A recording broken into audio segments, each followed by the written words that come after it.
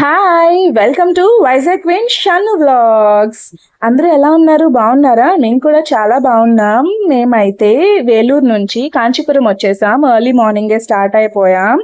So, Kanchi Kamakshi అమ్మవారి దర్శనంకి అయితే వచ్చేసాం. మాకైతే వేలూరు నుంచి కంచికి రావడానికి 1 అవర్ 15 మినిట్స్ అలా పట్టింది. ఇంక రాగానే దర్శనంకి అయితే వెళ్ళిపోదామని చెప్పేసి అనుకున్నాం. ఇంక గుడి వైపు అయితే వెళ్తున్నాం. అమ్మ, నేను, షన్ను అలా ముందుకు వెళ్తుంటే గుడి దగ్గర అయితే గుడి బయట అమ్మవారి ఫోటోలు, పూజా సామాగ్రిలు, పిల్లల బొమ్మలు ఇంక ఇలా చాలా అమ్ముతున్నారు. షన్ను అయితే జర్నీ వల్ల అయితే బజ్జుని పోయింది, బుజ్జిగా బజ్జుంది చిట్టి తల్లి. ఇంక అలా ఎత్తుకొని నడుస్తున్నాం. హ్యాండ్ మేడ్ చెప్పులు అమ్ముతున్నారు, విడి పువ్వులు కూడా మాల కింద కట్టేసి అమ్ముతున్నారు. ఎంత అందంగా ఉన్నాయో. అమ్మవారికి మాలలు సమర్పించడానికి అయితే మాలలు కూడా తీసుకున్నాము, పూల మాలలు. ఇంకా అలా వెళ్తుంటే మాకు ఇది ఒక ఆర్చ్ కనిపించింది. ఇంకా బయట అయితే చాలా సామాన్లు అమ్ముతున్నారు. ఇవన్నీ చూస్తుంటే అన్ని కొనేయాలనిపించింది నాకైతే. కానీ మా డాడీ ఎక్కడ ఆపొద్దు, పదండి పదండి అంటున్నారు. ఎందుకంటే చూసిందల్లా కొంటున్నాం మేము. ఏ పుణ్యక్షేత్రానికి వెళ్ళినా ఏదో ఒక వస్తువు ఇంటికైతే పట్టుకెళ్ళాలని చెప్పేసి నేను అనుకుంటాను. అందుకే ఏదో ఒక వస్తువు అయితే కొనిపిస్తున్నాను. అన్ని కొనేస్తున్నారని చెప్పేసి అంటున్నారు డాడీ. ఇంక మార్నింగ్ మేము బ్రేక్ఫాస్ట్ కూడా చేయలేదు. సరే ఇంకా ఆన్ ద వేలో మాకు అక్కడెక్కడ బ్రేక్ఫాస్ట్ కనిపించలేదు, ఎందుకో తెలీదు. మార్నింగ్ అక్కడికి వెళ్ళేసరికి అయితే బ్రేక్ఫాస్ట్ లేదు. ఇంకా సరే అని చెప్పేసి టీ బన్ తీసుకున్నాం. షన్ను బిస్కెట్స్ కూడా తింది. ఇంకా టీ బన్ వచ్చేసరికి షన్ను లేచి తను కూడా బన్ తినేస్తుంది, బిస్కెట్ తినేస్తుంది. ఇంకా నాకు పెట్టకుండా మీరు తినేస్తున్నారని అన్ని తను కూడా తినేస్తుంది. ఇంకా మాకైతే ఇది ఒక స్మాల్ బ్రేక్ఫాస్ట్ అయిపోయింది.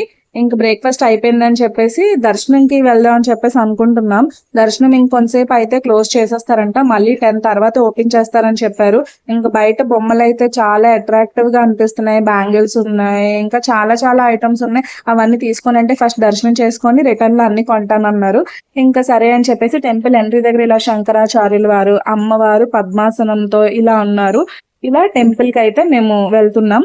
ఫ్రంట్ అయితే చాలా లైన్ ఉంది, కానీ తొందరగానే దర్శనాలు అయితే అవుతున్నాయి. బయట అయితే లోటస్లు అమ్ముతున్నారు, రోజెస్, అమ్మవారికి ఇష్టమైన ఫ్లవర్స్. నాకు కూడా చాలా ఇష్టం ఆ ఫ్లవర్స్ అంటే. ఇంకా అలా ముందుకు వెళ్తున్నాం. లైన్ లోపలికి అయితే ఎంట్రీ ఇచ్చేసాం. లైన్ లోపలికి వెళ్తున్నాము. ఇంకా దర్శనం అయితే చక్కగా జరిగిపోయింది. అమ్మవారిని నిజంగా చాలా హ్యాపీ చూడడానికి. దర్శనం చాలా చక్కగా జరిగింది.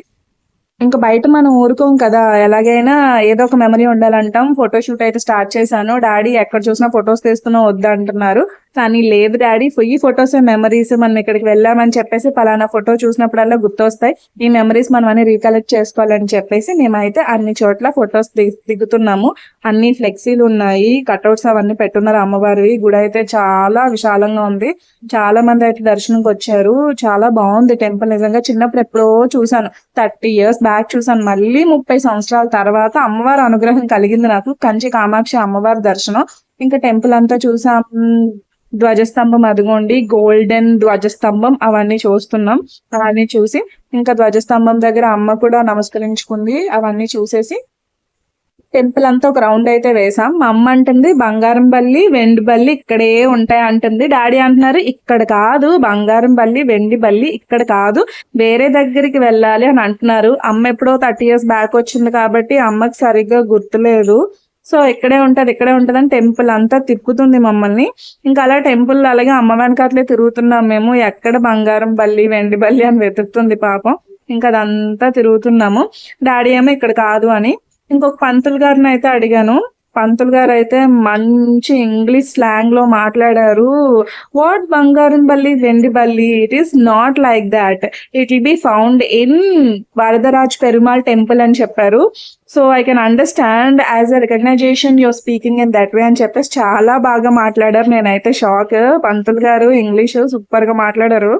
ఇంకా అవన్నీ చూసేసాం. కోనేరు దగ్గరికి వచ్చాము. చాలా అందంగా ఉంది. కోనేరు దగ్గర అయితే ఎవరు లేరు. మాకైతే కొంచెం ప్రశాంతంగా అనిపించింది. అన్ని కోనేరు గేట్స్ అన్ని క్లోజ్ చేసి ఉన్నాయి. ఇంతకు ముందైతే కోనేరు వదిలేవారంట, స్నానాలు చేసుకొని అమ్మవారి దర్శనంకి వెళ్ళేవాళ్ళు. కానీ ఇప్పుడు ఆప్షన్ లేదు, అన్ని క్లోజ్. కాబట్టి ఇలా బయట నుంచి కాంపౌండ్ వాల్స్ దగ్గర నుంచి చూసి హ్యాపీగా ఫీల్ అవ్వడమే. ఎక్కడికైనా వెళ్ళాలంటే ఆ పర్టికులర్ ప్లేస్ గురించి కానీ ఏదైనా వస్తువు గురించి కానీ నాకు తెలుసుకోవడం చాలా ఇంట్రెస్ట్ కదా. అందుకనే కంచి కామాక్షి అమ్మవారి ఆలయం ఎలా ఏర్పడింది, ఏంటి దీని స్టోరీ అని చెప్పేసి అనుకుంటే మా డాడీ చెప్పారు ఈ స్టోరీ. పూర్వం పార్వతి అమ్మవారు ఇదే ప్లేస్ లో చిన్న మట్టి శివలింగం చేసి, పార్వతి అమ్మవారు అయితే మహాశివుడి కోసం రోజు తపస్సు చేసేవారు. ఆ మట్టి శివలింగానికి ఒక రోజు వరదలాగా వచ్చి ఆ మట్టి శివలింగం కొట్టుకుపోతుంటే అమ్మవారేమో తన చేతులతో ఆ మట్టి శివలింగాన్ని పట్టుకొని రక్షించారు. ఇంకా మహాశివుడు అయితే నిజంగా చాలా ఆనందపడి అమ్మవారికి దర్శనమిచ్చారు. ఈ క్షేత్రంలో కంచి కామాక్షి అమ్మవారిగా వెలుస్తావు అని చెప్పారు. కామ అంటే కోరికలు, అక్షి అంటే చూపు. అంటే కంచి కామాక్షి అమ్మవారిని దర్శించుకోవడం వల్ల ఆవిడ కంటి చూపు మన మీద పడితేనే మన కోరికలు అన్ని నెరవేరుతాయని అర్థం. అమ్మవారు అయితే ఇక్కడ పద్మాసనంలో ఉంటారు, చాలా అద్భుతంగా ఉంటారు. నిజంగా ఆలయ దర్శనం అయితే నిజంగా పరమ అద్భుతంగా జరిగింది. ఇంకా కంచి కామాక్షి అమ్మవారి ఆలయం నుంచి ఒక 10 minutes వాకబుల్ డిస్టెన్స్ లో ఏకాంబరేశ్వరం టెంపుల్ కి వెళ్ళాం. ఇక్కడ మహాశివుడు ప్రతిష్ఠింపబడ్డారు.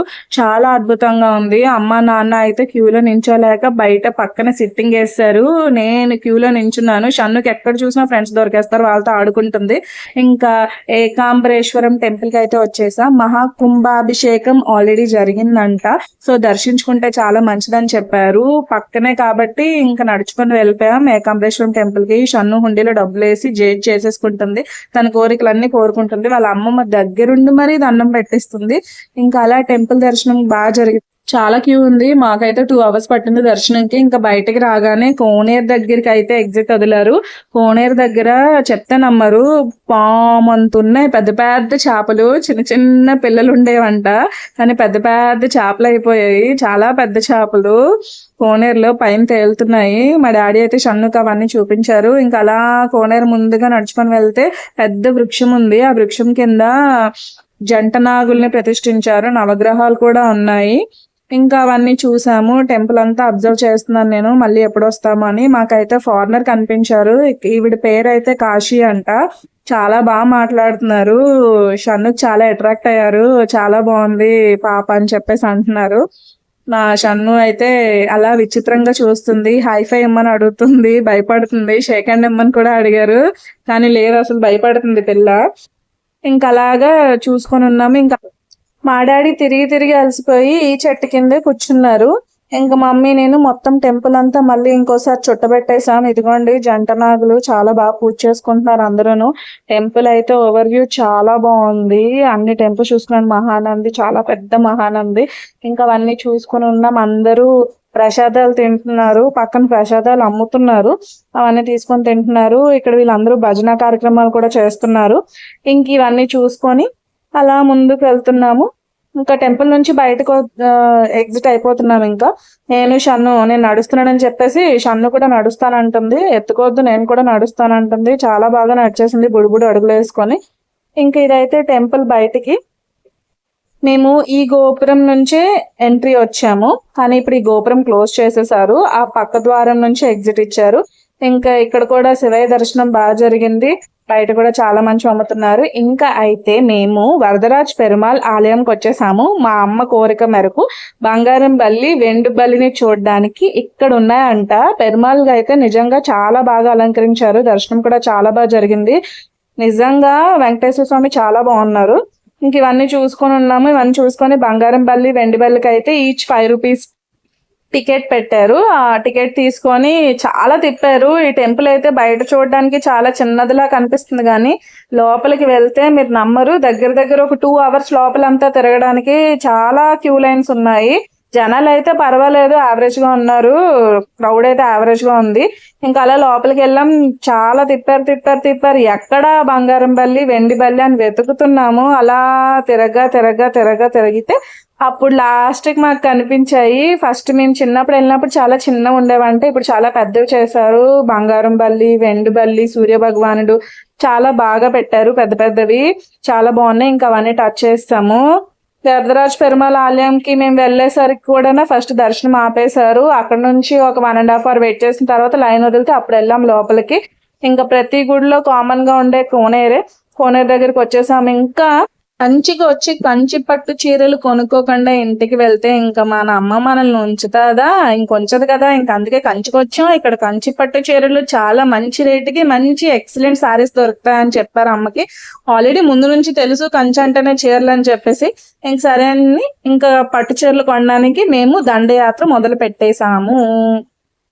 మేము మార్కెట్ కి అయితే వచ్చేసాము. ఇక్కడ సారీస్ ఎక్కడ దొరుకుతాయి అని చెప్పేసి అన్ని రిటైల్ షాప్సే కనిపిస్తున్నాయి. ఎక్కడ హోల్సేల్ మార్కెట్ దొరుకుతుంది, ఎక్కడ హోల్సేల్ మార్కెట్ లో మంచి సారీస్ ఉంటాయి అని చెప్పేసి అందరిని అడుగుతున్నాము. చాలా మంది తెలియదని చెప్పారు. మాకు ఒక ముస్లిం ఆవిడైతే హెల్ప్ చేసింది. ఇవన్నీ రిటైల్ షాప్స్, మీకు అయితే ఒక హోల్సేల్ షాప్ చూపిస్తాను. అక్కడ అయితే రిటైల్ పీసెస్ కూడా మీకు హోల్సేల్ రేట్సే పడేలా వస్తాయని చెప్పారు. ఇదే ఆ షాప్. ఈ షాప్ కి అయితే మేము వచ్చేసాము. ఇది జలాల్ సిల్క్స్ అండ్ సారీస్ అన్నమాట. లోపల నిజంగానే వెళ్ళగానే బయట నుంచి అయితే రిటైల్ లా కనిపించింది. లోపలికి వెళ్ళగానే మొత్తం హోల్సేల్ మార్కెటే. అన్ని లాట్స్ ఉన్నాయి ఫుల్ గానా. ఇంకా ఈ సారీస్ ని చూస్తే అమ్మ వదులుతాదా? మామూలుగానే బీరువా నిండా కబోర్డ్ నిండా చీరలున్నా నాకు కట్టుకోవడానికి చీరే లేదు, అసలు చీరలే లేవని చెప్పేసి ఇయర్ మొత్తం సింగిల్ యూనిఫామ్ తో సింగిల్ కాస్ట్యూమ్ తో సెటిల్ అయిపోయాయి మన మమ్మీస్ అందరూ కూడా. అదే నైటీ యూనిఫామ్ అంటే. ఇన్ని చీరలు చూసా కూరుకుంటుందా? సేమ్ డైలాగ్ రిపీట్ చేసింది. నాకు అసలు చీరలు లేవు, నాకు చీరలు తీసుకోండి అంది. ఇంకా చాలా సారీస్ కి టెండర్ పెట్టింది. అన్ని సారీస్ అన్ని అవుట్లుక్ వేస్తుంది. నిజంగా నాకు కూడా ఈ సారీస్ అన్ని చూస్తే నాకు కూడా కొనుక్కోవాలనిపించింది. సారీస్ చూపించే వాళ్ళకి ముందే ఒక ఇన్ఫర్మేషన్ ఇచ్చేసింది, రేట్ ఎంతైనా పర్లేదు మంచి సారీస్ చూపించండి అని. అన్ని అవుట్లుక్ వేసేస్తుంది. ఏ చీరలు ఎక్కడున్నాయి ఏంటి అని మొదలు పెట్టేసింది. ప్యూర్ కంచి పట్టు సారీస్ అన్ని చూపించమని అడిగింది. డైలీ వేర్ సారీస్ కూడా అడిగింది. మా షన్ను అయితే ఒక బొమ్మ కొన్నాము, దాన్ని నామరూపాలు లేకుండా పీకి పాకం పడుతుంది. ఇంక సారీస్ అమ్మని చూసుకుంటుంది. మమ్మీకి ఎప్పుడు కూడా first preference blue colour preference ఇస్తుంది. ఈ పట్టు చీర బాగా నచ్చింది అమ్మకి. డాడీకి కూడా ఈ చీర నచ్చింది, బ్లూ కలర్ బార్డర్ ఉన్నది.